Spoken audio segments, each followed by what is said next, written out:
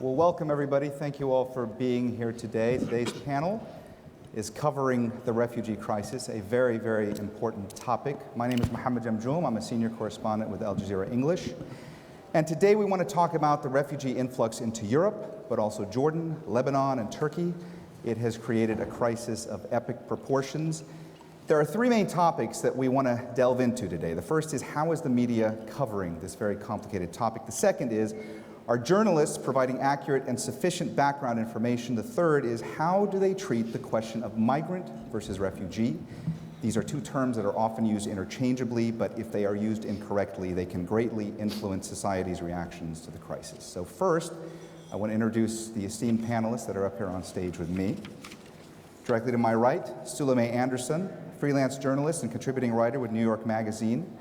Sulome is based between New York City and Beirut. She is an alumna of Columbia University's Graduate School of Journalism. She regularly reports feature stories for additional publications, including The Atlantic, Vice, and Foreign Policy. Her goal is to write about people living under extreme circumstances instead of focusing on the conflicts themselves.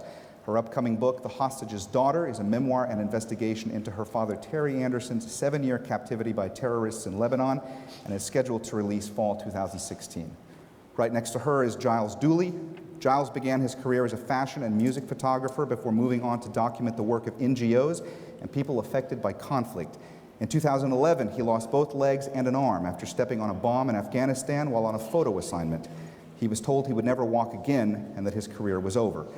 However, Giles was back at work less than 18 months later and returned to Afghanistan in October 2012 to complete his original assignment.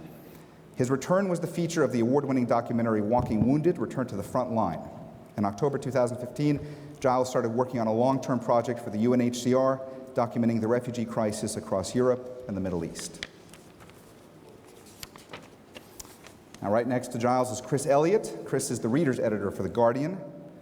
He's formerly a managing editor at The Guardian for 10 years, having joined The Guardian's news desk in 1995.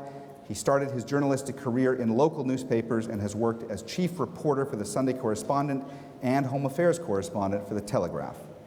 And finally, we have İpek Yezdani, foreign news correspondent for Hürriyet in Turkey. İpek has worked for the past 18 years as a journalist covering international news in various Turkish and international media outlets, including Hürriyet, Milliyet, Cumhuriyet, Associated Press, BBC, and McClatchy. She received the Dag Hammarskjöld Scholarship from the UN Correspondents Association in 2002 in order to cover the UN General Assembly for 4 months. As a recipient of the prestigious Knight Wallace Fellowship, she spent 5 months at the University of Michigan in 2008. Yezdani has served as the senior diplomatic and foreign news correspondent for Hürriyet and the English-language Hürriyet Daily News since 2011. So first, I want to start this panel by having my panelists give a brief presentation. These are topics that are important to them when covering the refugee crisis and why they continue to do so. Let's start first with Sulome. Hi. So I'm going to give a presentation on an issue that was quite surprising and important to me when I covered a story that I actually became somewhat involved in, which I had never really done before. So I'm going to talk a little bit about that. Essentially, I was working on a story for Vice about how Lebanon treats Syrian refugees. And I went to interview an NGO director, and he showed me a video that had been taken the night before. This family had been living in a tannery under horrific circumstances, and this local NGO built them a camp, a small camp, that they had just moved to that night, the night before. And the same night they moved in, the Lebanese ISF came and bulldozed the camp while they were still inside it, sleeping. And one of the women took a video of this. So to continue the story, I'm trying to make it brief. I ended up going to the tannery where they had relocated back to, and when I tell you this was, I've seen bad refugee circumstances. This was absolutely the worst. The smell was like nothing I've ever experienced before, from the process of making leather, and the chemicals used in that process were obviously having a terrible impact on the children and the adults. They were coughing like heavy smokers, these very small children, and it just absolutely haunted me. And After I saw that, I printed the story. It didn't get very much of a reaction, and I decided to try and do something about this. So I started a crowdfunding campaign, 2 crowdfunding campaigns, and I started badgering the UN into doing something about it. And it took them a while, mostly due to local pressure on landlords, people that they were trying to, that were trying to help, because Lebanon has a law that you can't have camps for refugees. So in the end, the end of the story is that they finally got moved, and the money that I raised through crowdfunding went towards repairs for their new home, which was quite gratifying. But the whole process gave me an incredible respect for NGO workers and the bureaucratic process that they go through. I wouldn't say that I would necessarily do it again, but it was nice to be able to change something, actually concretely, as opposed to writing about it and not seeing anything change. So I'm going to start with the video that the woman took. I just want to play it. Cue video. UNICEF says nearly 700... Sorry, that's the wrong video. That's a report we're going to show a little bit later. Can we show the video that Sulome gave to us? Is that it?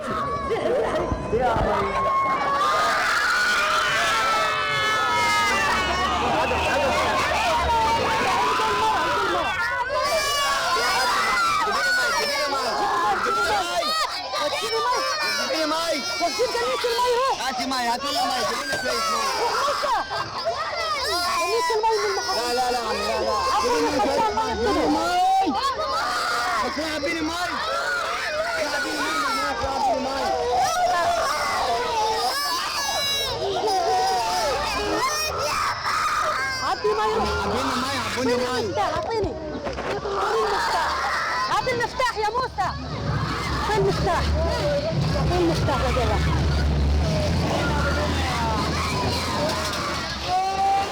روحي لجيب الماء.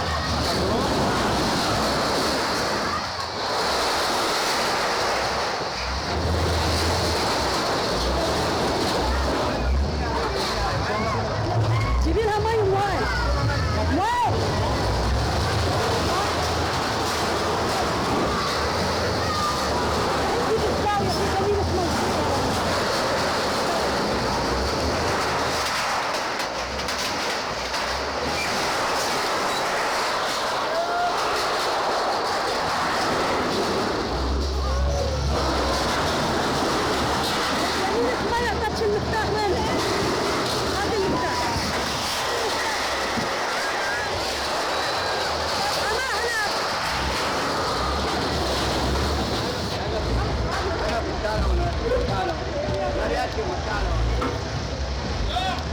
خلاص تروح انقبر.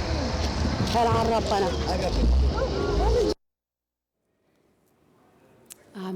Okay, so I just want to add that when I called the spokesman for the ISF and said, tell me about what happened, he said, the people always say that the ISF is behind everything. They just showed up to see. They noticed a commotion, came to help the situation. Basically, we had nothing to do with it. And I said, but everybody says they were rousted by ISF officers, and the ISF is blamed for everything in Lebanon. Essentially, we didn't do anything. And I said I had it on video, and that didn't seem to derail him at all. So I'm just going to go on to the photographs that I took when I went to the tannery. So if you want to cue those.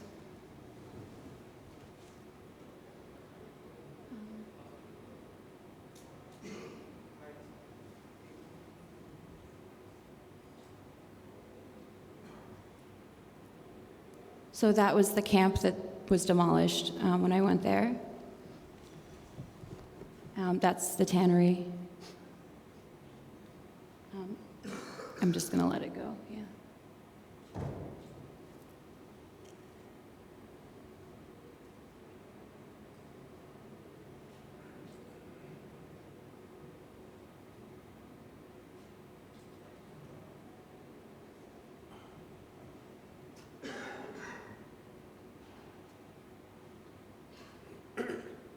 Okay, yeah, thank you very much.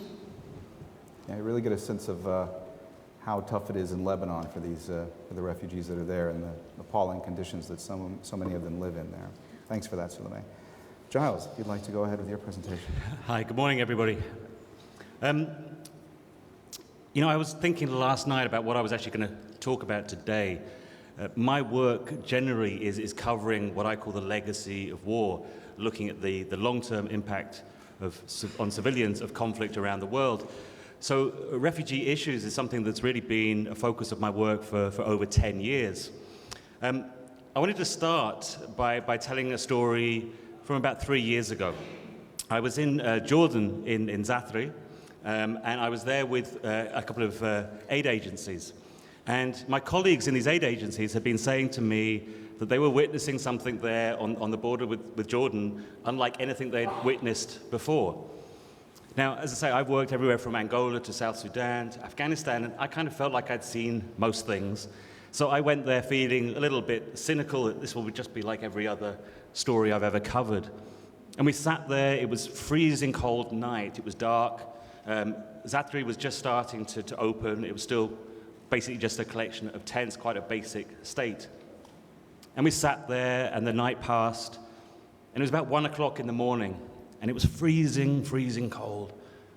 And in the distance you could hear the sound of gunfire and mortars. And the people near me said, well, that's the sign that the refugees are starting to cross, because then the Syrian army opens up on them. And we sat there, and then suddenly out of the darkness, I saw this very young girl.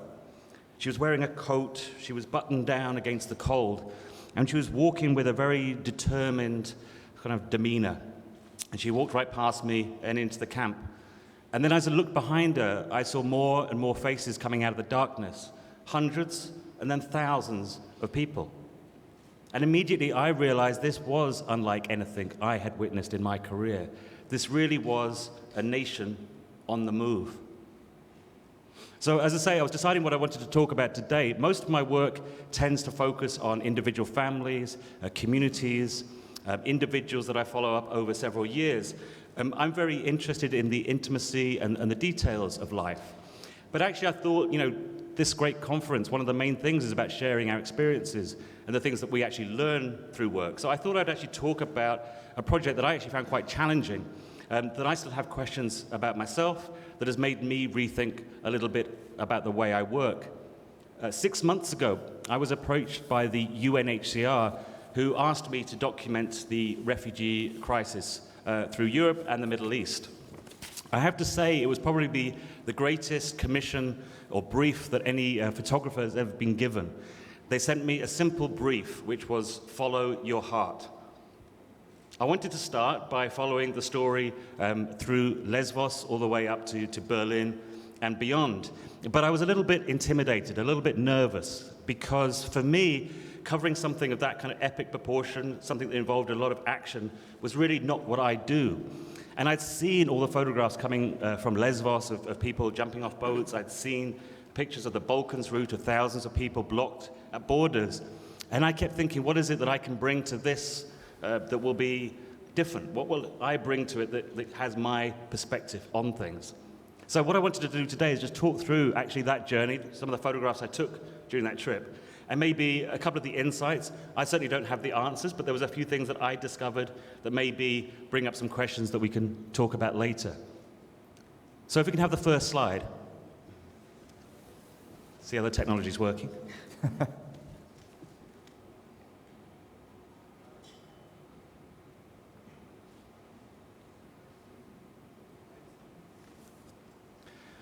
So this is, say, the start really of the journey in Lesbos. I have to say actually a slightly funny story where on my first week in Lesbos, as I've worked a lot in Afghanistan, and one of the things I found most interesting about the situation in Europe is how the stories I've been covering across the Middle East have kind of come back to really be in Europe. And so I was on the beach in Lesbos, and I was trying to take a photograph of a boat coming in.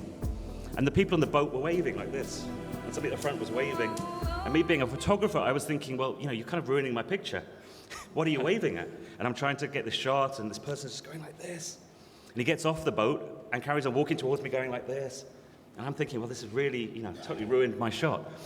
And I realize he's coming towards me, and I'm looking around, and I'm going, what's he waving? And I realized he was waving at me. And he comes over to me, and he was from Afghanistan, from Kabul, and he puts his arms around me, gives me a big hug, and he says, "You're the photographer with no legs." And this was the moment I realized, it's a fascinating thing. These stories that we cover all across the world are sort of coming in this concentrated method right now through Europe. Anyway, so if we move on to the next slide. As I say, I was trying to document the story, trying to tell things from a slightly different angle. Naturally, if you're going to cover the story, you can't help but to cover the stories on the beaches in Lesbos. Just go through a few of these. Oh, we're going backwards now. Yep, we're going the wrong way. Yep, we're going the right way now.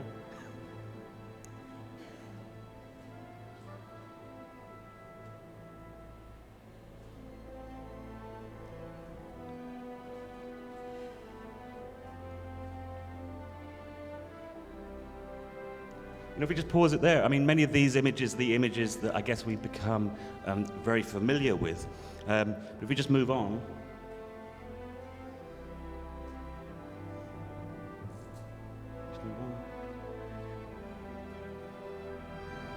But if we pause it here, I was also really interested in, some of the details, some of the intimacies that were going on.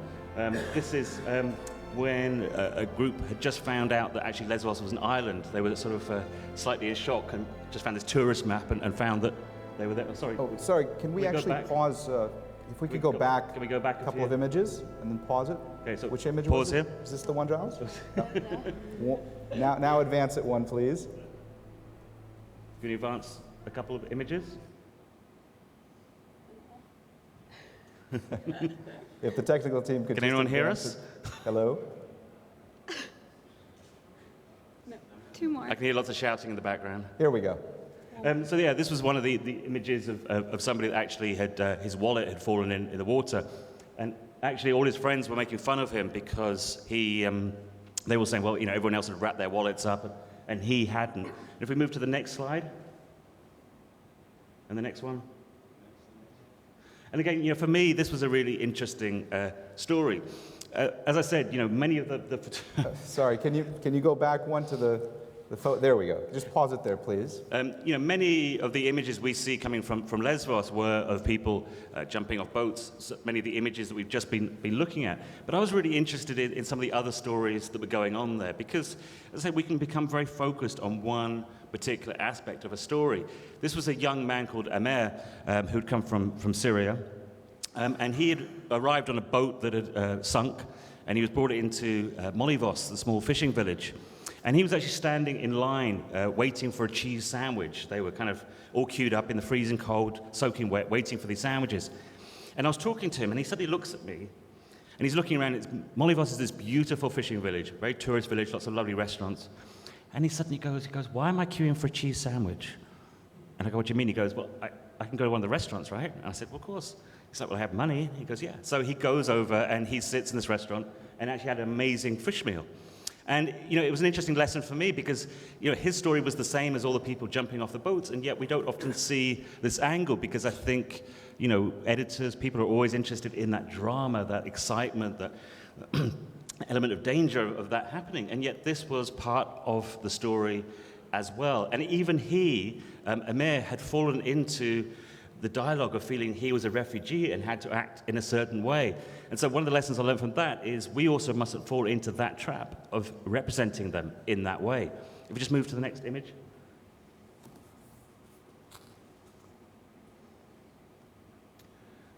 And then the next one.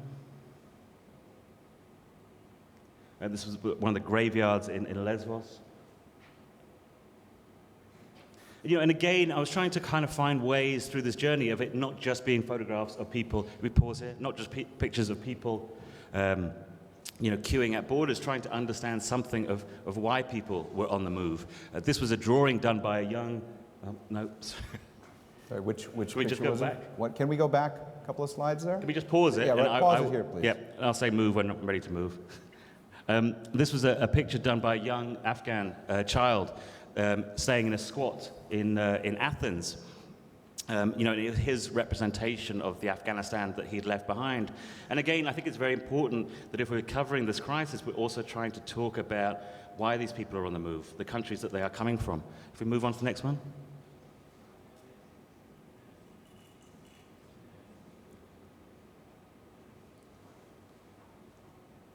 This was in Idemeni, the border crossings. If we pause here. Can we pause this image, please? Again, you know, this was a really interesting... Sorry, can you go back? Or we can pause it here. There we go. Pause that. Thank you. Again, you know, this was an interesting event. This was at Idemeni when the borders had been shut. And the situation was getting quite tense. There were around 5,000 people stuck there on the border at that time. And there had been some riots that had started. Now, of those 5,000 people, I would guess that there were maybe 100 involved in the riot. What I witnessed, though, was the world's press singling out those 100. And every paper, every magazine, everything I looked at the next day online just covered the pictures of people throwing rocks at the border. I was actually sat during the riot in a tent with a Yemeni family having a nice cup of tea.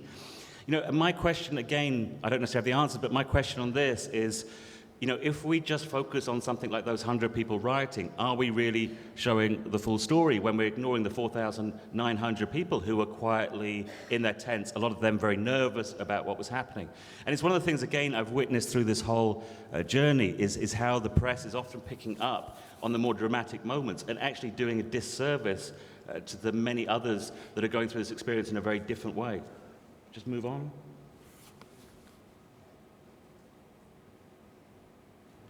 Move on. Yep, next. And again, this was, if we pause here for a second, this was again taken on the borders with this was again the photograph before, this one, was taken on the borders of Idemeni. And this was actually a group of Iraqi children who were playing. And again, the media coverage everywhere that day was of the small group of people who were rioting at the border, when this is actually the experience that I found, which was mainly people just going through daily life, kids playing, parents wanting to get through the borders. Move on. And next. Next. Yep, just carry on through.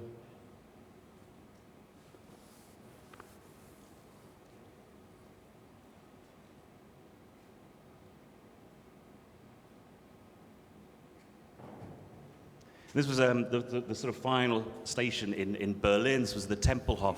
But really, I just wanted to, if we move on one more slide. Okay, if we just pause there. Sorry about the technical problems. I just wanted to finish with this story. As I say, I covered the refugee crisis through Europe. It was obviously something very dramatic. It was something that we see a lot of in the media. But I think it's also really important that we as journalists, as photographers, as filmmakers, also try and find the stories that maybe are not so dramatic, the stories that show a different angle. This was where I spent New Year's. This is Nargu in Finland. Nargu is an island of 1,500 people, really the remotest tip you could imagine of Europe. Last summer, they were told that 100 asylum seekers and refugees would be sent to live on this island in an empty hotel. If we move on a couple of images. So the refugees and asylum seekers, as I say, were sent there. The local community was pretty nervous.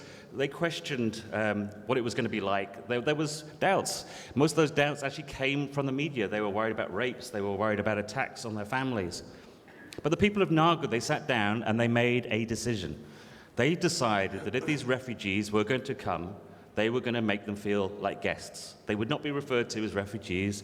They would not be referred to as asylum seekers. They would be called their guests.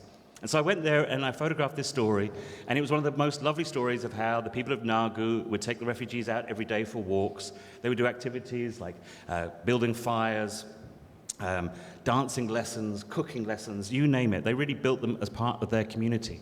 I came back with that story and it was published, but even the editor of the newspaper said, you know, we would never have commissioned this story because this story sounded like it was about nothing. But for me, it's really important that we, as journalists, as story makers, we go out and we find some of these stories. If we just move on a couple of slides to this last one.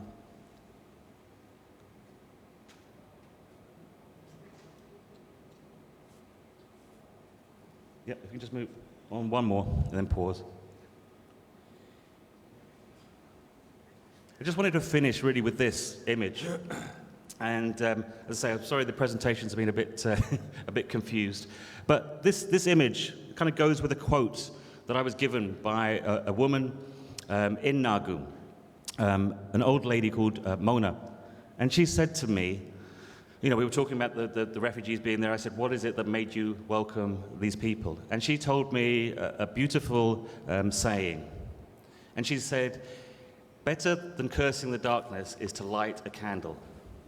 And I think we, as journalists and filmmakers, should take that on board as well. It's very easy to talk about the darkness of issues. It's very easy always to talk about the negativity, about the drama.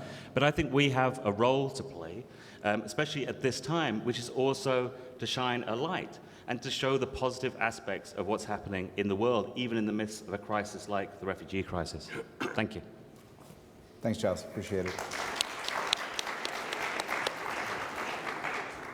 I want to move on now to Chris Elliott, and I should mention also, we didn't mention it before, but some of the most important work that Chris does is as part of the Ethical Journalism Network. So please, Chris, go ahead with your presentation. Yes, good morning. My colleagues have been talking a lot about the images, and I think that what I hope to do is talk a bit about the language, and I've got two reasons for doing that. One is that my day job is as the reader's editor of The Guardian, which is a kind of an internal ombudsman, and part of my job is to be the keeper of the editorial style guidelines, along with my colleague David Marsh. So there's quite a lot of discussion about when we use words like migrant, illegal immigrant, refugee, asylum seeker. And it's a very big thing within the British press, which is pretty hostile on the whole to the refugee crisis. Well, not hostile to the refugee crisis, but hostile to taking in large numbers of people who are fleeing their homes. But the main reason of being here today is because I'm here for the Ethical Journalism Network, because in 2015 they were also concerned about the way in which these stories were being reported, the text, the attitudes, the depth of coverage and whether it's in context. And they produced a report.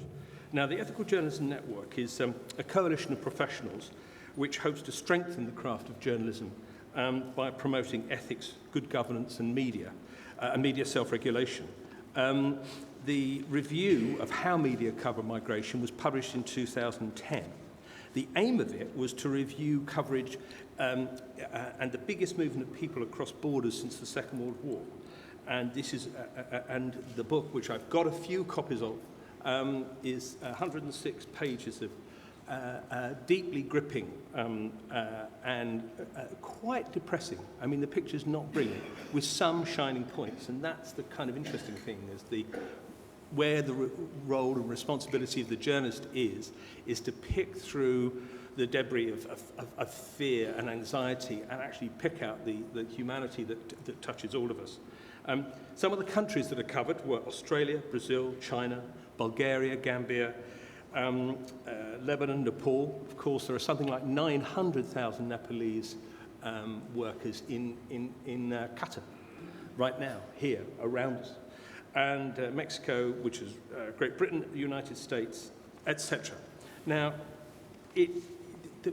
one of the saddest things about all this is that while much of the coverage has been informed and factual and laced with humanity, because in similar countries, many countries, similar problems arise, a lot of the other parts of it are rather bad and rather ugly. And it's kind of often horrifying accounts of political propaganda, hate speech, media weakness, ethical challenges, and numbers versus humanity. And the numbers versus humanity is the difficult one, because all too often we see the migration crisis as, certainly in the UK, which I know a lot more about really, in terms of a security problem rather than the humanity. We've already seen, and you're probably as aware as I am, in Europe and the United States, political users use the migrant and refugee crisis to manipulate the media message. I mean, I was genuinely surprised when David Cameron, Prime Minister of the UK, talked about swarms of refugees. That language is so loaded, it is so scary for people that it has no place in the lexicon of in my view, a decent politician. And too often, the media accepts the outrageous statements of political and community leaders as newsworthy without the context or challenging the impact. You just take it in. And the impact, I mean, you have to say, and you won't be surprised if I raise Donald Trump. His anti-immigrant bombast just defied normal fact-checking practices because it seems devoid of factual foundation. And the really scary thing about this is the more extreme it became, the more his polls did better. And that is very, very scary indeed, because it's not a fact-based thing. And therefore, I don't think he particularly felt a responsibility to be fact-based because of that danger. That's a great thing. So in Europe, for instance, the media failed to alert their countries to the imminent crisis. Newsrooms lack capacity and inform specialists to report a complex story. And there is immediate confusion over law and status of migrants, refugees, and asylum seekers. And I hope we'll probably talk about that a bit more later. It's actually not easy. It's quite, the good intent is easy to see. It's the nuance of the way in which these terms have been used pretty much ever since the Second World War, and actually through an awful lot of language through the UN and elsewhere. There is, of course, a tendency to stereotype and accept migration myths. And one of the big problems is that migrant voices, notwithstanding my colleagues over here, have been missing from the story. I mean, again and again, you know, we try to write pieces which say, actually, when you do the figures properly, the evidence is that migrants create more jobs than they take. But it's incredibly hard to punch through that wall, that cacophony of noise, which always shows migrants in a poor light. The ethical challenges are that migrants are victims of hate speech, and the media fail to expose intolerance. In fact, they ride on the back of it. They sometimes say, look, you know, look what's happening over here, when in fact they're part of the generation of that hate speech. But they do it in a kind of way in which it seems that they're just covering a story. Again, we're back to 100 when there were thousands who weren't doing this. And inevitably, in a digital age, there's a rush to publish, and fact-checking and verifying images are overlooked. I mean, I tell you, at The Guardian, 20 years ago, we published 70 to 80 stories a day and roughly the same number of pictures in a 28 or 32-page newspaper. We now publish 250,000 words a day, 600 items in print and online, and around 1,000 images. I mean, just the sheer numbers make it hard to get that right. The access to few migrant sources leads to unbalanced reporting and a lack of fairness, and there is not enough informed, factual, and historical background to provide context. I think a sense of history is a real problem here because, you know, if you go back to the Second World War, where you had this much bigger flow of migrants, it's extraordinary. When you look at what actually happened, what people actually did, you do see that overwhelmingly there were good outcomes of that. If the two ways of doing it, as I say, are either numbers or the human tragedy, which is Alan Kurdi and the Syrian child who's found dead on the beach. It becomes slightly unbalanced. We kind of, the media will rush from one, you know, heartwarming story. I mean, oddly enough, talking about, was it Nauru you were talking about, Giles? Well, in the UK, we had, I think it was a Hebridean island, it was one of the islands in the north of Scotland who did something similar. They were a very small community, and they took in a certain number of refugees. I think it was around Christmas time, and they moved heaven and earth to try to make them happy. But the trouble is that ends up as a bubble. It doesn't almost seem to be a part of it. It's like a kind of, it was like an odd thing. Now, I want to finish. What can we do? Well, we can hire specialist correspondents. The Guardian has appointed a migration and refugee correspondent, a man called Patrick Kingsley, who was formerly the correspondent in Egypt. Very good. we need more training on international law and rights. Actually, I think we at The Guardian, we need more training. We should do more of the workshops we do sometimes at lunchtime to talk about the use of some of this language. Because actually, there's an awful lot of us who, until now, haven't had to be as precise as the situation demands. We always talk a lot about diversity in newsrooms. We're not as successful as we would like to be, although things are improving. We need to do more. Ensure you're using reliable sources and use them from the migrant community, and we should challenge and tell the story in context. I think I'm just going to lift one last thing, two last things quickly from an EJN report on hate speech. And, you know, the ethical obligations around reporting hate speech, and hate speech is so very much part of this story, was you go for truth, independence, impartiality, humanity, and accountability. And I think that's really important. Unfortunately, I haven't got the time. One of the best things about the entire 106-page report is that the very last page is given over to 5 or 6 paragraphs written by H.G. Wells in 1941 when talking about Europe.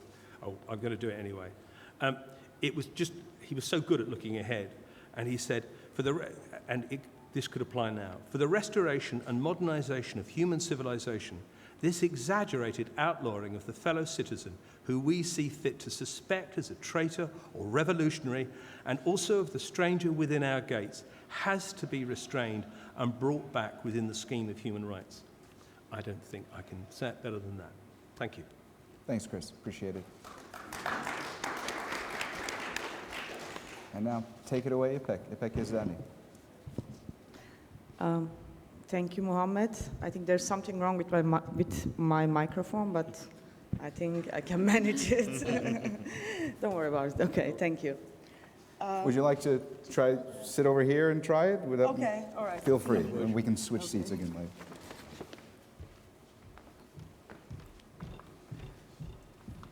Sure. So sorry about the technical problem. Good morning, everyone. I want to draw a general picture about the refugee crisis, and I want to share some of my experiences on the field. The war in Syria has caused the greatest mass movement of people since World War II. Right now, there are more than 60 million forcibly displaced people worldwide, and this is the highest number ever recorded. As the bombings, shellings, and violence increased in Syria, the most common route for the migrants has become the route via Turkey and Aegean Sea to reach Europe.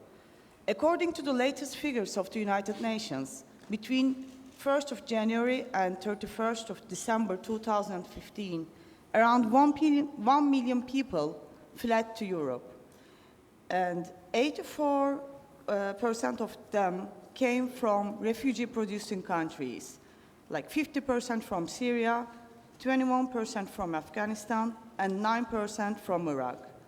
However, around 4,000 of them have lost their lives during this journey. Some 122,000 people have crossed into Greece from Turkey in the first 2 months of 2016. However, we see that Europe has become aware of the refugees when this crisis hit themselves. Syrian refugees started to rank #1 in the news agenda of Western media outlets only after thousands of refugees started to hit the shores of Greek islands and the national border gates of the European countries. I had been to the Greek island of Lesbos, like my colleague Giles, in September 2015, when the refugee influx hit the top records. The images that I have witnessed were almost surreal for a small Greek island like Lesbos. Thousands of people were stranded with no shelter and no sanitary facilities. The center of Lesbos, which is called Mytilene, was open to any kind of disease because of lack of sanitary facilities. The locals of the island were also in a depressed mood. They didn't know what to do.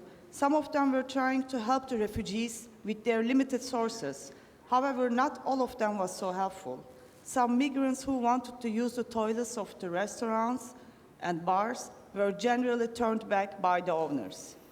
Tourists who were driving to the beautiful beaches at the back of the island were coming face to face with the refugees who just landed on the island and who were just coming out of the sea with their wet clothes. And thousands of them were waiting at the port for the next ship to take them to Athens. The scene was like a doomsday. Can we show the video now, please? There's a short video of Doctors Without Borders. All of us, we are picking up some speed. Over.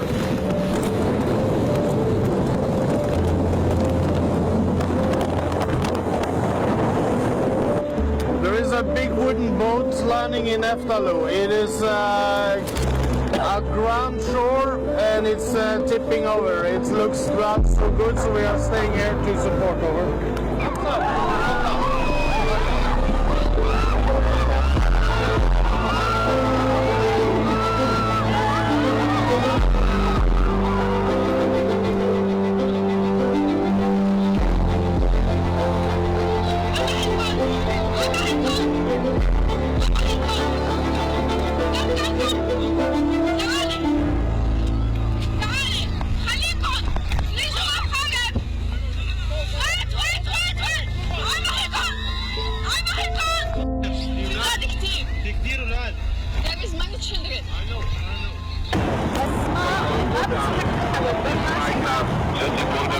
See if we can liaise with somebody as well so we can reunite the families.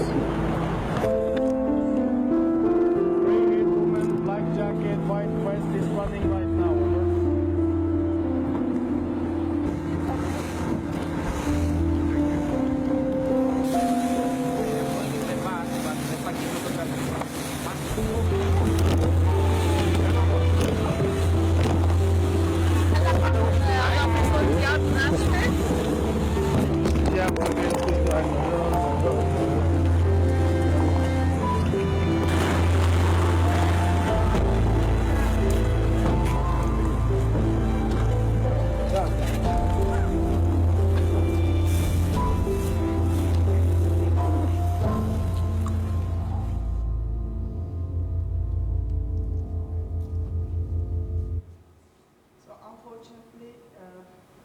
Were the images that we used to see every day, almost every day, in Lesbos and the other Greek islands like Lesbos. And during this refugee crisis towards Europe, the most striking picture was taken last year by a Turkish journalist, Nilüfer Demir, who works with Turkey's Doha news agency.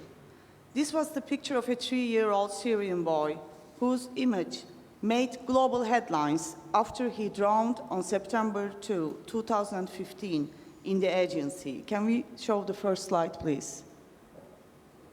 I think almost everyone knows this picture in the audience. So this picture has changed the policies of the governments, and photographs of Alan Kurdi quickly spread around the world, prompting international responses and creating a change in the social attitudes of the societies towards refugees. However, this wind of compassion towards refugees didn't last very long. Many European countries have been struggling to accept the existence of these people who fled from their war-torn countries into their societies. On the other hand, when it comes to people fleeing from the war, either in Syria or Iraq, many journalists in the region have been covering the refugee stories before they hit the European borders. Because the situation of the displaced people was already disastrous in the region. I would like to talk about my own field experience a little bit more. Actually, we can turn off this slide. I have been to the Christian towns and villages around Mosul in northern Iraq after Mosul was captured by ISIS in July 2014. So we went there with my photographer friend Selçuk Şamiloğlu in order to make interviews with the Christians who had to flee from Mosul after Daesh violence. However, on our way to these Christian towns such as Bashika and Karakush, we saw thousands of displaced people dispersed on a desert just outside the capital of KRG, Erbil checkpoint. The heat was around 50 centigrade degrees, and these people, aging from newborn babies to 85 years old elderlies, were literally dying under the burning sun. They lack of any shelter, food, or drinking water. As soon as we saw them, we started talking to them and found out that they were the Turkmens of Tel Aviv who were escaping from the ISIS militants who took over Tel Aviv at those days. So this scene was also unbelievable to me. I couldn't stand under the burning sun for more than half an hour, and these people were there waiting for days to enter the checkpoint. And when I was speaking to them, suddenly everybody started to run towards one direction. When I turned my head to that direction, I realized that it was a lorry full of water, and everybody was just running to the water. So can we show the next slide? Not this one, before that. No, before that. Before that.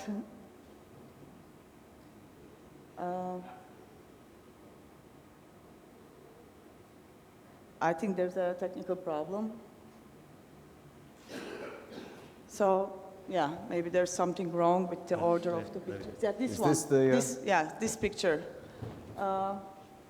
So this picture was taken by my fellow photographer friend Selçuk Şamiloğlu, and this was really like I was there at that moment when everybody was running to the water, and I didn't know what to do. I really felt ashamed of my humanity, and I didn't know how to help these people. But as we are journalists, so the only way we can help is to reflect their situation and try to create a public opinion, to create a public reaction against their situation. So I'd like to give another example. In August 2014, ISIS has attacked and captured Sinjar in northern Iraq, killing thousands of Yazidis and taking thousands of Yazidi women and children as hostages. ISIS has turned these women into slaves and abused them in every possible way. After 8 months, some of these women managed to escape from the houses in which they were kept as slaves in the ISIS-controlled areas. They were either saved by the Kurdish Peshmerga forces or managed to escape by themselves. So I decided to find them and talk to these women about their witnessing. They were mostly living in the refugee camps around north of Doha in northern Iraq. And the most important thing for me was to know, before I went there, was to know how to approach these women who had been under all sorts of physical and sexual abuse during the time they were kept as hostages. So I have spoken to several psychologists before I went there.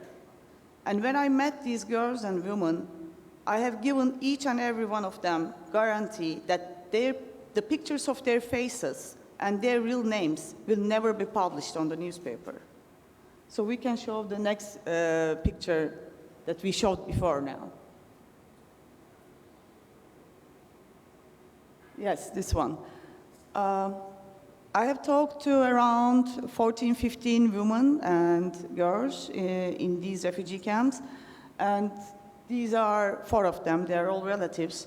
So we took all of their pictures in this, like this, in this position.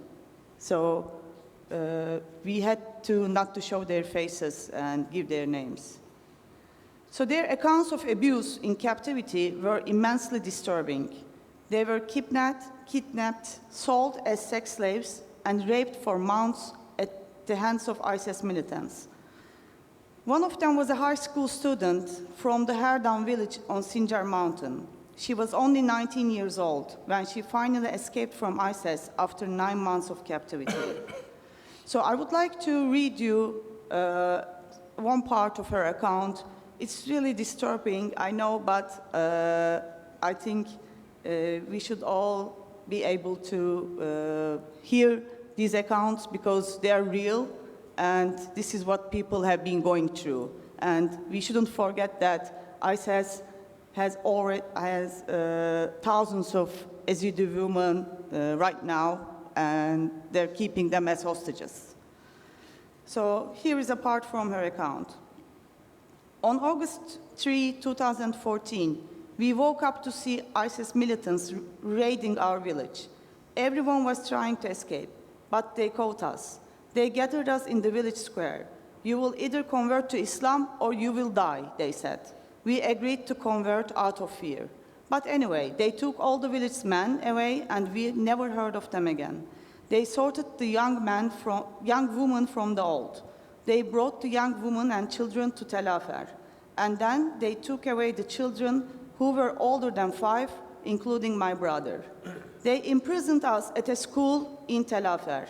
It was like a slave market. ISIS emirs, including Turks, Germans, and Chechens, came each day and bought one of us. There were 12 to 13 years old girls. A Turkmen ISIS militant from Tel Aviv brought me to his home, where his wife and 3 children were also living. I stayed with him for 5 months. One day, an ISIS emir named Abu Mustafa forcibly took me from there and presented me as a gift to another emir named Ayman, who was Chechen. Before raping me, Ayman pulled my hair and forced my head into a bucket full of petrol. You are so dirty. This is how we clean you, he said. Then he imprisoned me in his house and raped me for 3 days. So I'm not going to continue after that, but it was really difficult and ashaming to hear all these accounts of these Yazidi women who had to go through this violence and torture. And I think our job as journalists is to reflect what's happening to these people and to make sure that they're not being forgotten in somewhere in the Middle East. Thank you, İpek. Appreciate that.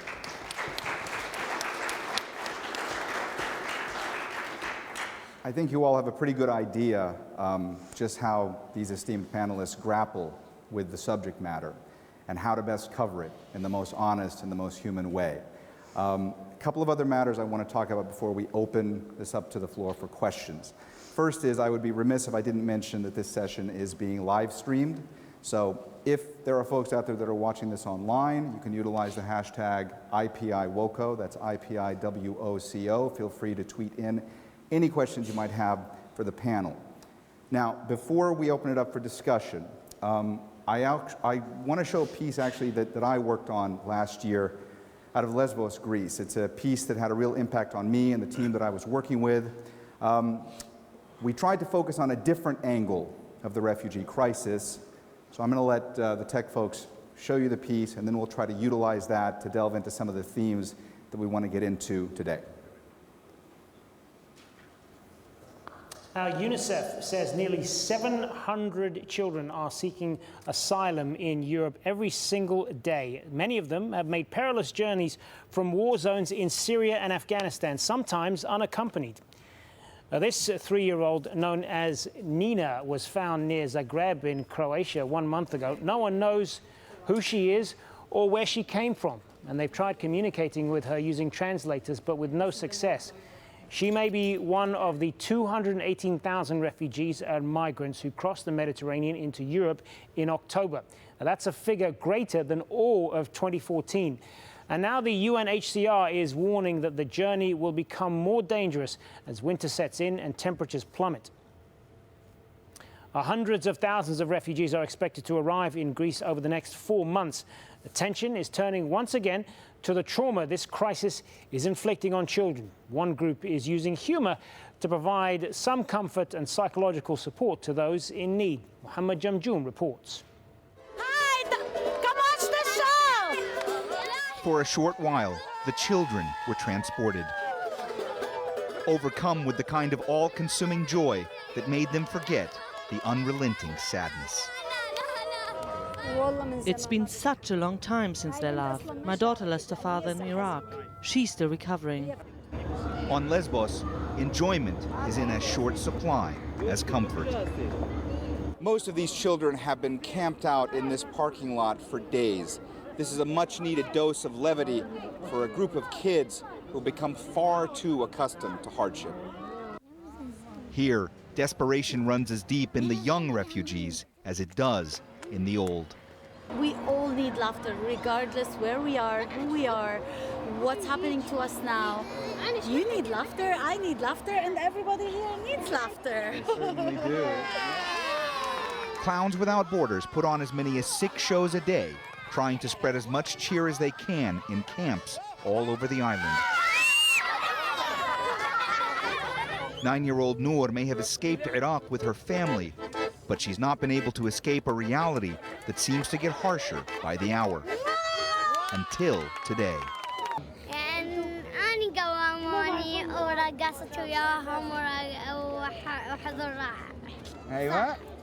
So they're telling me that they had so much fun and they danced and they got here 3 days ago and this is the first time that they smiled since they got here. For the better part of an hour, fits of giggles replaced fits of tears. And it made all the difference in a world that, for children who've experienced so much death and destruction, has turned upside down. Little Amr from Syria is just one of dozens telling us how much fun they're having. Once the show's over, they cheer for the clowns almost as much as they cling to them.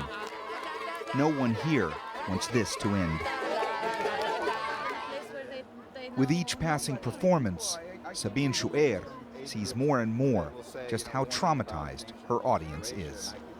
There was one other thing that happened where we were performing and then a helicopter passed by and then there was this kid whose face, I was just looking at him at that moment and then his face turned into like a horrified, scared face.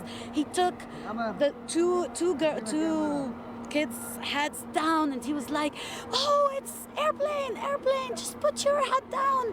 And I saw this like in this one fraction of second, this horror, you know, when we're performing. And then so I went, I hugged him and I was like, it's okay, it's just a helicopter, we're doing a clown show. And then he went back and danced again and it's so painful to see things like that. A pain whose size is already far larger than these children, combined with a trauma that grows faster than they do. Yes, they are resilient, but when hope is gone, strength only lasts so long. Mohammed, Jamjoom, Jazeera, Lesbos, Greece. Well, many refugees cross into the European Union from Turkey. Stop it now. So I wanted to show that piece because I've covered the refugee crisis story extensively, especially since joining Al Jazeera English just about a year ago. And I'm lucky in that the network that I work for, you know, is committed to continuing to cover this story from as many different angles as possible. I think any journalist who's here that has covered the refugee crisis realizes how difficult it can be to try to convey what's happening in different ways so that the audience can really get their heads around just how many people this is affecting and just how traumatic this is. We wanted to delve into something that on the surface is a little bit more lighthearted, but really delving into the trauma that children are facing, these children that are in such dire straits right now. So first I want to have a little conversation with the panelists here, then we're going to open it up to the audience for any questions you may have. I want to start first with Sulome, because in your pieces, you go to great lengths to describe the difficult circumstances that these refugees are living in. For example, the piece you were talking about earlier when you were at a tannery. These were refugees in Lebanon living in a tannery, being exposed to toxins, to chemicals, and that was the best that they could do for themselves at that time because there are no official encampments in Lebanon. So I want to ask you, how difficult is it for you to try to pitch these stories, to try to make sure you can cover this from different angles? That's a very good question. I think, as we all know, the coverage of this crisis has been overwhelmingly. We just numb out to it, don't we? I mean, just the absolute mountains and mountains of horrific things. The audience is just they've overdosed on it, I think, and it's stopped having impact. So something I try to do, and I think that your piece did very well, is to humanize refugees for people to create bonds between the readers and audiences and the refugees. And I think the best way to do that is to create an image or evoke evoke a picture of someone that the readership and the audience can relate to. They can say, this person is just like me. If I were in these circumstances, I would be feeling and doing the same things. And I think that's incredibly important, but it is really difficult to get that kind of reaction from people.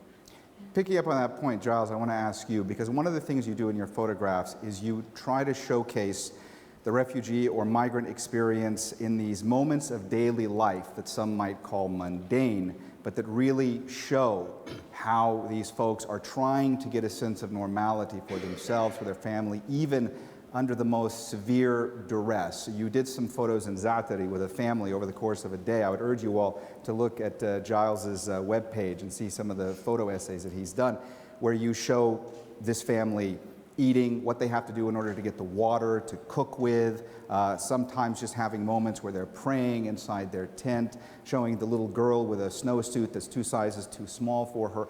Why is it important for you to showcase these intimate moments that really are pretty different than a lot of the photography and photojournalism you see when it comes to the refugee crisis?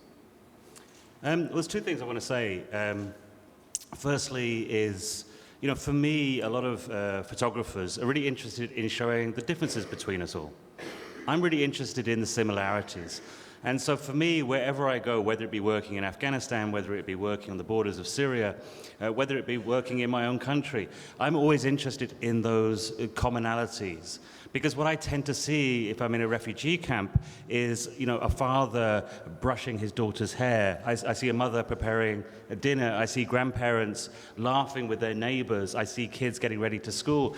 And those are the aspects that I find very interesting, because what I always try and do is to engage people back home, for me, the UK, with those stories. And when you see people jumping off a boat, you see people screaming, you see vast queues in refugee camps, people immediately kind of go, I don't understand that. They may be upset by it, but they don't understand it. So if I can bring anything that kind of you can relate to, that is something you think that could be my child, that could be my nephew, then I hope I brought some kind of humanity to it. But one thing I also wanted to say is, it may seem a strange thing to say, but I actually see what is happening, certainly in the European press. I see this as an amazing opportunity. I've been covering stories from places such as Afghanistan for over a decade, and it has been so hard to engage people with those stories. What has happened since the refugee crisis is a huge interest in these stories. Now, it's very easy to say, well, this is negative. People are being very negative, etc. But it's the first time I remember in my whole career that almost after every dinner conversation on Facebook, people are talking about these issues. And rather than look at it and say, but it's all negative, I look at it as an opportunity. It's for our job is to try and change that narrative. But the door is open. People are engaging with these stories in a way that I have never seen in my life. And so what is happening right now, for me, as I say, is a chance. It's an opportunity to try and tell stories. And if there's a failure, I think it's the failure of us not to tell those stories well enough, and we just have to work harder. Chris, I want to move on to the point about the importance of the language when it comes to covering this crisis. Now, Chris writes very eloquently in The Guardian about the kind of newsroom debates that happen, how this coverage is seen, how readers react to it, the kinds of complaints that they get. How do you feel overall that the media is doing, and can you kind of tell us what the response has been when it comes to the coverage of the refugee crisis? The readers of The Guardian, what do they think of the way these stories are presented? It's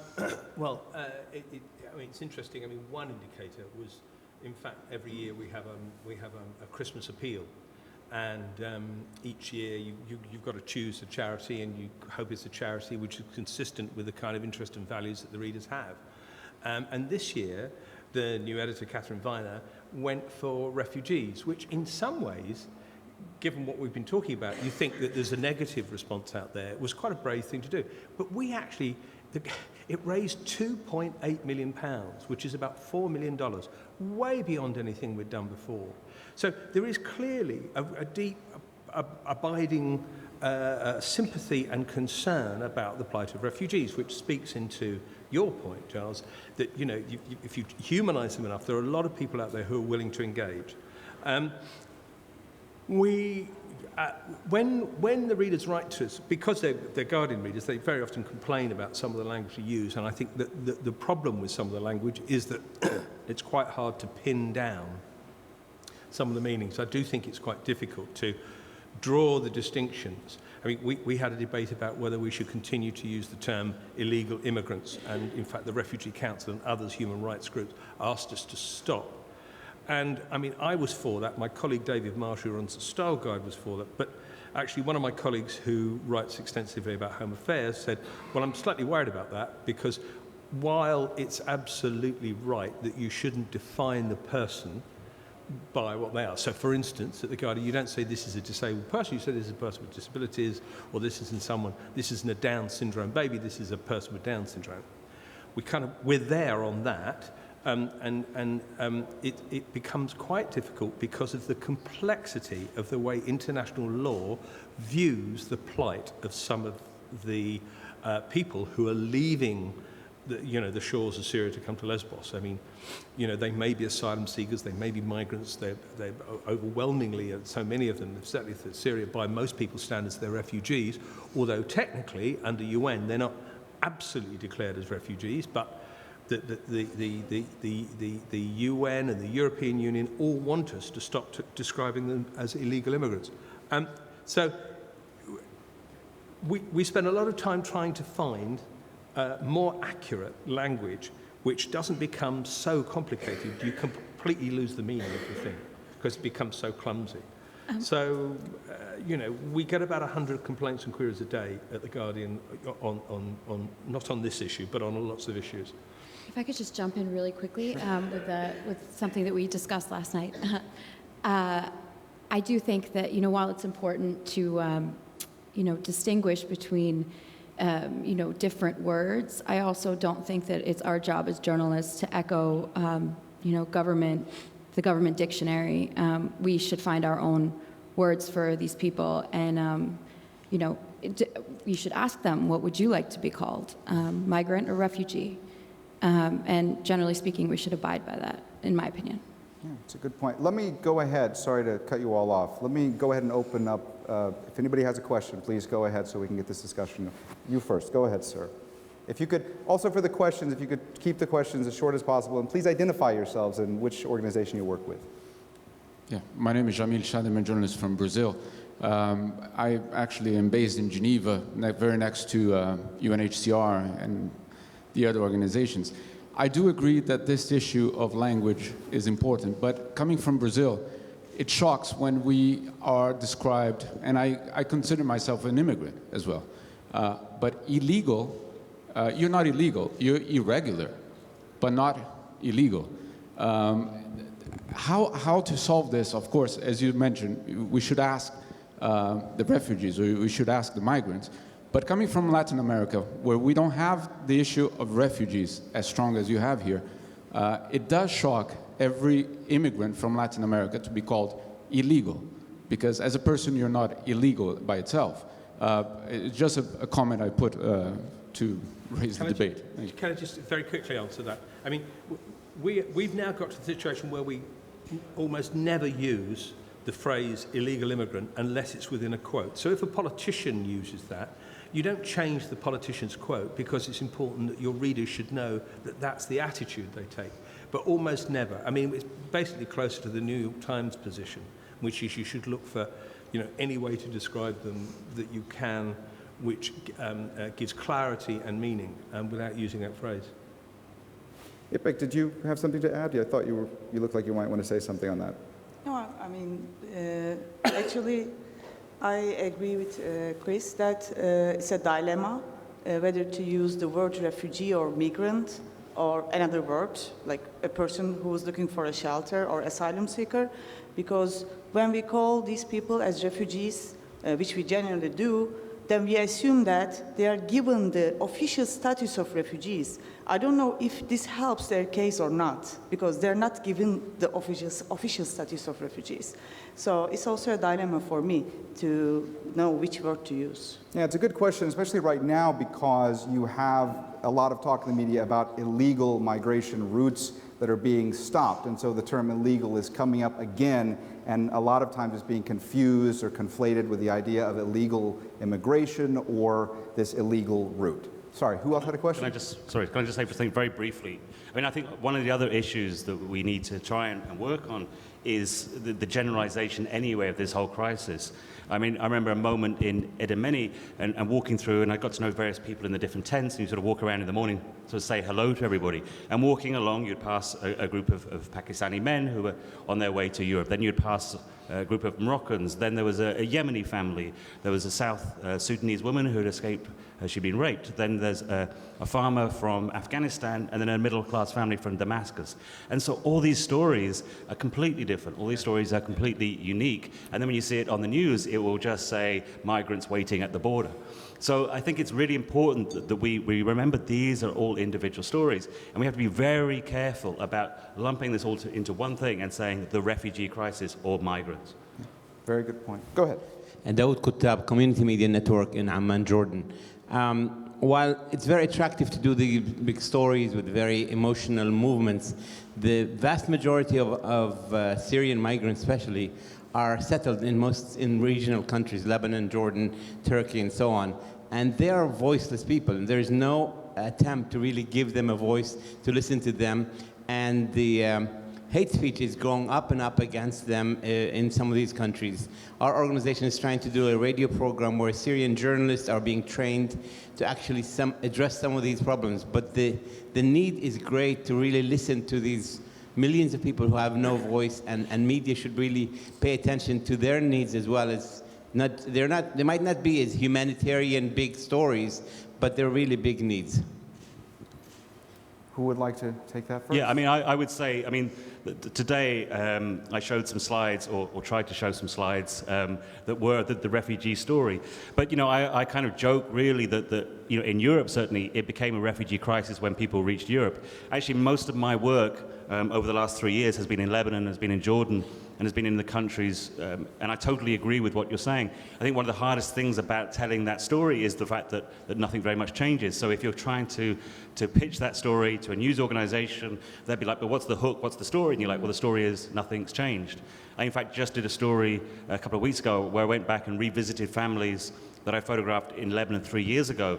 And actually what was interesting is most of the photographs had people sitting in exactly the same chairs, lying in the same beds. Nothing had changed. So I think you're completely right. For me, you know, the crisis is in the countries, certainly when we're talking about the Syrian refugee crisis, is in the countries neighboring it, and that's really where our focus has to be. If I could just jump in really quickly. I think the difficulty also of telling these stories in a way that gives these people a voice, I totally agree with Giles about, you know, his points, but I also think that the onus in many ways is on the editors as well. Because, you know, there was, before the crisis reached Europe, there was at least a 2-3 year stretch where I found it almost impossible to sell a refugee story. I had an editor tell me once, we don't need another boohoo refugee story, with absolute sincerity. And I think that's a real problem. I mean, I understand the appetite of the readership and the audience maybe is not necessarily large for this. Well, it's gotten, you know, more so now, and it is an opportunity because I pitched that same story recently, and the same editor took it. So. First you asked first, and then we'll go to you, sir. Did you have a question? Oh, sorry, I thought you had raised your hand. I apologize. Go ahead. Hi, my name is Sara Lansari. I'm a journalism student in Northwestern University, so I'm basically just an amateur, but so as journalists, it's our job to constantly remind the world about what's going on, and especially our government and authorities.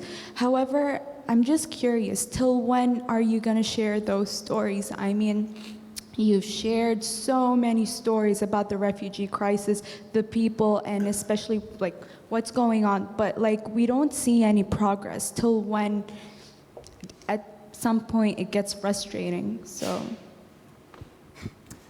Who wants to tackle that? Well, go ahead.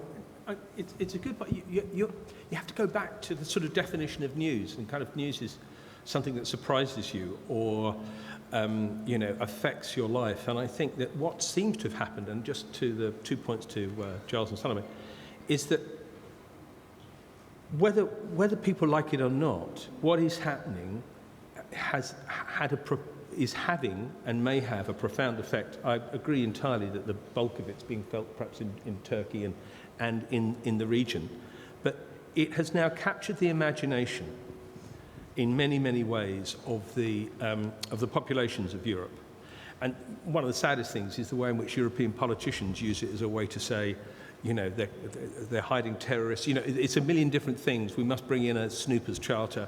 That's a big problem. But I think people will continue to share those stories because actually we now realize that the world is rather a small place, and that even though that they're quite far away from most European countries, what happens to them does actually affect our lives, even when people just want to put their fingers in their ear and pretend it doesn't. So I think that stories will continue to be written and shared about them while that continues, and it sadly looks like it's going to continue for some time. Yeah. I just want to share a brief story, because I had exactly what you're talking about happen to me very recently. And again, talking about regional countries. A woman I met in Lebanon 3 years ago, an amazing woman called Khaloud, and she was shot gardening by a sniper and paralyzed from the neck down. And I met her in a makeshift tent in Lebanon in the Bekaa Valley, as I say, 3 years ago. I photographed her, I told her story. And it was one of the most moving stories, her and her husband, this beautiful, loving relationship. And she said this thing about, all she wanted to do was be a mother again in her life. Anyway, it was a very moving story. I was back in Lebanon recently. I go back quite regularly. And I was revisiting some of the families I'd seen before. And a lot of these families I've stayed in contact with. I've tried to do Kickstarter campaigns and raise funds for them. But I must admit, Khaloud is somebody that I hadn't thought about for a while. And suddenly I got this phone call. And it was from her husband saying, "We'd love to see you. We hear you're around." And I honestly felt like I'd been punched in the stomach, because I didn't think, because her situation was so bad, and I'd highlighted her story, I didn't think she'd be in the same place she was when I left her. And when I got this phone call to say that she was in the same tent, in the same place, in the same situation, I felt physically sick.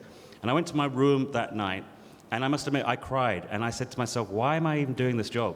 This woman who's paralyzed from the neck down, living in a makeshift tent in the Bekaa Valley, 3 years later, she's in that same bed. And I thought, I failed her. And I went to see them the next day, and the first thing I said is, "I'm sorry, I let you down." And they were like, "But we knew you'd come back."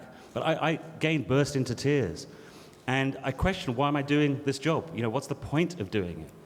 But then I said to myself, there is only one thing I can do, and that is to tell her story. I wish I was a politician. I wish I had the money to make differences. But I can just tell stories. And so rather than defeat it, I just said, well, obviously I didn't try hard enough. I have to work harder. And so I kept sitting there thinking, well, there must be something more I could do. Could I have spent more time sending emails about her story? Could I have told the picture, taken the photographs a bit better? What could I do? The fault was with me. And so I retold her story, and things have changed a lot since that situation. But I think in those circumstances, we can't say, what's the point? We have to say, what more can I do? Yeah.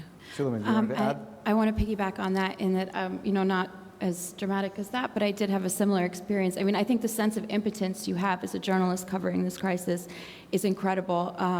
I once had, I think, an 8-year-old boy, right when it first started in 2012, 2013, and he said to me, he looked at me with these eyes, these dead eyes, and he said, where is the U.S.? Where is Obama? Tell Obama we need help.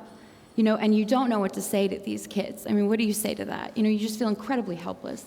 And back to the tannery story, this was something I saw an opportunity to actually, change something in a very, a way that I could see. And I mean, it's the same thing. It took about 6 months to get them out of the tannery. And in that time, 2 of the children died from the chemicals of the tanning process. So, while as journalists, we're not supposed to get involved in stories, we have to be objective and all that, and I do believe in the value of that, at the same time we're human beings and we want to change things, and I think this is the struggle I think we all go through with this. Very good point. Sorry, sir, you had a question? Thank you. My name is Iqbal Khattak. I'm a journalist from Pakistan, and I come from a city which was somehow an undeclared capital of the Afghan resistance movement against the Soviet occupation in 1980s and 1990s. Just to take you away from the refugee crisis in Europe and the Middle East, back to Pakistan and Afghanistan. Still, there are more than 1 million refugees, Afghan refugees living in Pakistan, and I don't see any report by the media, both in Pakistan and outside Pakistan. And every time we have a terrorist act in Pakistan, these refugees are haunted. They are picked up by the police just to show that we have some suspects arrested for involvement there. How the Western media now look at these crises. I mean, I know the Western media is very active in Afghanistan. They're reporting many things from Afghanistan, but just across the border in Pakistan, this refugee issue is, forgotten. And if I could just add before you all go, there are many underreported refugee crises right now. I think a lot of times, because of the coverage that's given just to the current crisis in Europe, or Greece or elsewhere, a lot of other crises, a lot of other refugees aren't really spoken about as much as they should be. Who wants to tackle that one first? Well, I just very quickly, while I was still on the road, about 20 years ago, I went with the Red Cross to look at the Crimean Serbs, and there were about 250,000 of them. And at that time, that was the largest refugee crisis in Europe since the Second World War. And I've got to be perfectly honest with you, I don't know. There is a huge problem with the rhythms of the news cycle, and it kind of speaks to the point that you make, that we find it very hard to stick with a story. You do that first spike, and then it goes quiet for a while. But there's something about the way in which politics and our economies have got so tied up with it that I genuinely believe that we are likely to do a great deal more. But, I don't know. With newsrooms being smaller and having less revenue, which we were talking about this morning, it is extremely difficult to cover all of them, and it's the one around the Middle East that at the moment has really completely and utterly captured the headlines. It's a problem. You're right. We should go back and do it again. So let me very quickly. Really quickly. So I'm not sure about, I've never covered that crisis, and somebody should be. But I do think this, as Giles said, is an opportunity for us to inject refugees, all kinds of refugees, into the conversation. For example, with the interest in Syrian refugees, I found an opportunity to cover the Palestinian refugee crisis in Lebanon, which is something that is never hardly talked about. So, I think with this topic on everybody's lips, it's our responsibility to find ways to bring other populations into the conversation. We got time for 2 more questions. Go ahead, sir. I know you've been waiting. I think, yeah. Hi, hello. My name's Gavin Rees. I work for the Dart Centre for Journalism and Trauma, and we provide resources for journalists in really kind of 2 main ways. One is through what does one need to know if one's interviewing people who've been affected and impacted by trauma. So how does one do sensitive interviewing? So I was very impressed to hear in detail some of the approaches that you're taking as a panel to working with vulnerable people. And we also talk about what it takes to look after oneself. And it's a very, very big topic. And just as a member of the audience, seeing some of the pictures going up and seeing the clips and also hearing the stories about how people have become intimately involved with sources, I can feel, my heart thumping and the kind of emotional level rising. And so I was wondering what advice you'd give to young journalists or emerging journalists starting out about what it would take for them to remain effective for the long haul. Journalists are extremely resilient, but these are big stories, and I wondered if you had some thoughts on what would help journalists emerging into this very important area of work. It's an important question. Who wants to go first on that one? My opinion on that is the first advice I would give would be just try to focus on the work itself. Don't be emotional during the work as much as you can. And just try to reflect the whole truth in the most possible way. And being impartial, having a fair and balanced reporting I think this helps the case of both the refugees and both the journalists. And also, it's not very easy to be tough all the time. So I felt myself crying I found myself crying after I have finished my assignment and actually came back to Turkey from Iraq. And when my mother opened the door, I mean, when I look at her face, I just started crying, but I understood that I kept myself until that point, I felt like I have to be tough. I shouldn't be emotional. Of course, it's not very easy all the time, but my first advice would be just focus on the work. I would actually argue that point. Sorry, I don't mean to be contentious, but I think, as the child of 2 war correspondents, I can tell you that trauma and PTSD generally become worse when you try to ignore your emotions. At least that's what I've seen. And I find actually women have an easier time with this because they express themselves. But in regards to the refugee crisis, absolutely impartiality and objectivity is important, but it's okay to feel things and to express empathy. And I find that they appreciate it more when they look at you and see that you're moved by their plight. And they will actually give you better quotes. They will respond better to you as an interviewer because they can tell you care, whereas I've seen journalists come in and say, okay, what's your story? Okay, next, on to the next one. And you can tell these people are they know they're being used. So I think, yes, you have to protect yourself from the emotional, trauma of covering a crisis like this, but it's okay also to admit that you have emotions and experience them. Yeah, go ahead. I would just say very briefly, my advice would always be, it's okay to be human. Yeah, good advice. Last question. Go ahead, sir.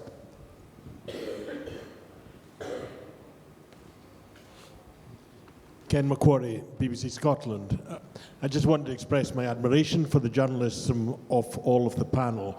I just wanted to ask, in a decade, how do you feel a future generation will judge our coverage of this story, and how do you hope that will be judged in relation to the other big stories, Iraq, Vietnam, etc.? Go ahead if you want to my big concern is that the journalism has followed the way that many politicians have, which is to be very reactionary and very sensationalist. And, my fear looking back is has there been that real in-depth coverage? I think there's people like the panelists all here are very much on board with that, but the editors and many news agencies are just looking for that sensationalist, looking for that reactionary news coverage. What I hope is that looking back, people do have access to the real stories, that they have the access to the information of why people are refugees, why people are migrants, the real background knowledge, the information, the legal sides, all these different things. But as I say, my fear is that we have been driven by speed, we've been driven by sensationalism. Anybody else? Well, I just think, just to add, sorry. No, I'm okay. The problem is that the politics comes into the leaders, and if you then, when people are briefed to go over there, if the minute you're sent to look for a certain kind of story, there's a problem, and I think that we know that happens, and you're more likely to get the splash if the story can be projected in a particular way. It's a bit like the point you were making about Edmeno, when there were riots there. It wasn't wrong to cover it, but what was potentially wrong was to suggest that was the only way of looking at the numbers of people there. But the minute you try to start having these nuanced pieces, it always seems to go, or not always, but there is the potential for it to go wrong, because readers aren't always brilliant about taking the time to read a nuanced piece. So is this, yes, I don't think we've done, along with the 2008 crash, which no journalist predicted at all, as far as I could see, except about 3. I don't think old enough to remember Vietnam, and books like Michael Hurd Dispatches, I'm not convinced it will be as good as Vietnam, personally. Anybody else? İpek, did you want? Actually, sorry, we've run out of time for questions, sorry. But, Just okay. maybe one last question we can take. What's that? One last question maybe we can take. No, I'm sorry, we've run out of time. Sorry about that. Listen, thank you all for coming. We could speak on this topic for 8 hours and we still wouldn't have covered it all. But we really appreciate your attendance. Thanks to the IPI for hosting this. And thanks to the panelists for being so honest and eloquent and talking about covering this. Thank you all. Appreciate it. If anyone wants one of these moving stories, I've got about 4. And anybody who has questions for me personally is welcome to ask them after this is, on the wings. Thank you.